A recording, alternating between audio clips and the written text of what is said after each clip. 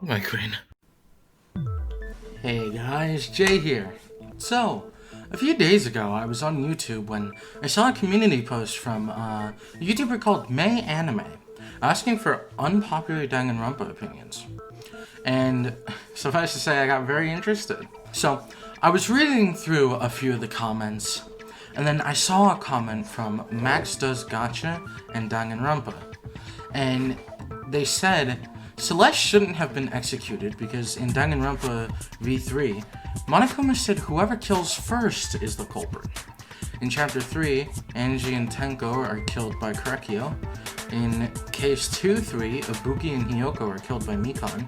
And in Case 1-3, Taka was killed by Hifumi, and then Hifumi was killed by Celeste. So Celeste shouldn't be guilty. And I thought about that, and I agree. There's a lot of reasons as to why it should/shouldn't work, but hey, that's why you're watching. So, the first 2 points I thought of were kind of similar in a way. So, Hifumi is the first murderer, and Rule 15 of Danganronpa V3 states if two different murders by two different people occur at the same time, only the one whose victim was found first will be the blackened.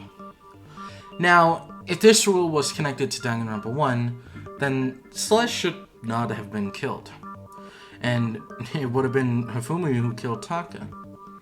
Now, the problem with this point is that Hifumi's dead, and that was a rule in V3, not Trigger Happy Havoc, so should it apply to both games? I feel like it should, but obviously, not every rule is going to transfer from game to game. But I feel like if it was in a game that had a double murder made by the same person, it should apply to a game that had a double murder by two different people. And if that happened, everything would be more interesting in the game, having an extra character to use in the plot and gameplay overall.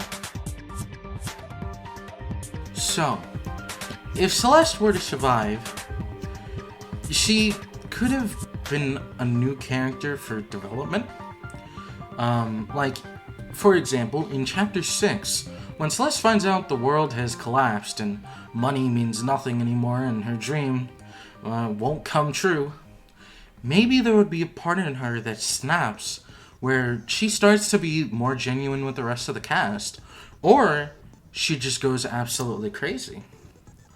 Those are two possibilities that could have happened if Celeste was alive, and honestly, to see Celeste become more genuine with the cast and maybe start using her real voice and real name, that would be a very interesting sight to see. And I feel like I would have liked that.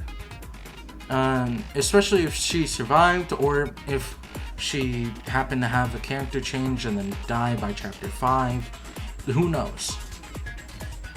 Now, the problem with that being that at every trial, after she survived, everyone would kind of naturally blame her again.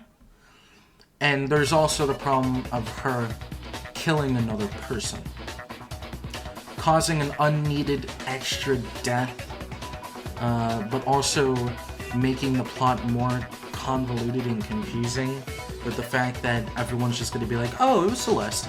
She already killed someone, she killed another. Like, that would be a little bit, I don't know. Now, in the game, Toko Fukawa, my wife, my queen, has a split personality called Genocide Jack or Genocide Jill.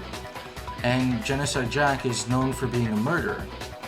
But in the game, she never kills anyone or even touches a body. She refuses to even go near any bodies or even stab anyone. She doesn't touch anyone. She doesn't hurt anyone.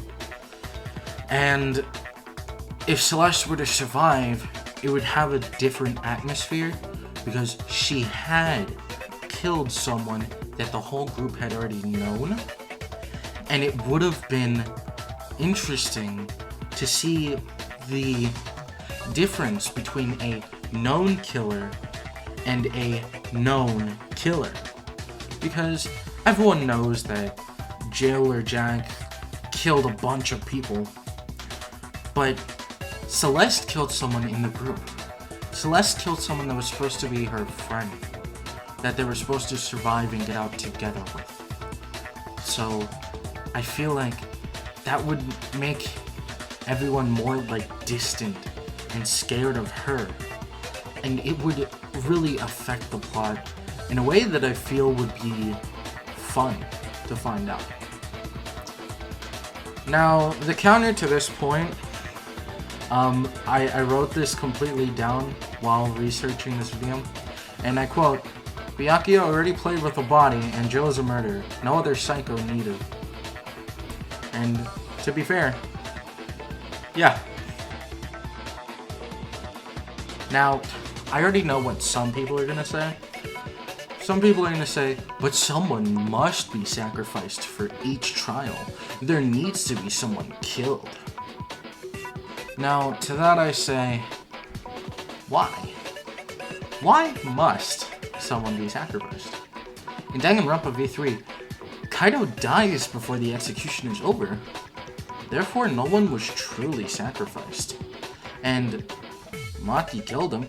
Why didn't Maki get sacrificed? And yes, I know Alter Ego was killed for Sakura, but that's only because Alter Ego isn't a student. Monokuma said that no other student would be sacrificed to Aoi. So why is Celeste? It just doesn't make sense. So, do I think Celeste should have survived? Yes. Do I think it would be easy to work it out? No. Do I think it should have been worked out anyway? Yeah. But that's just my opinion. What do you guys think? Comment down below. And thank you all for watching. See you next time.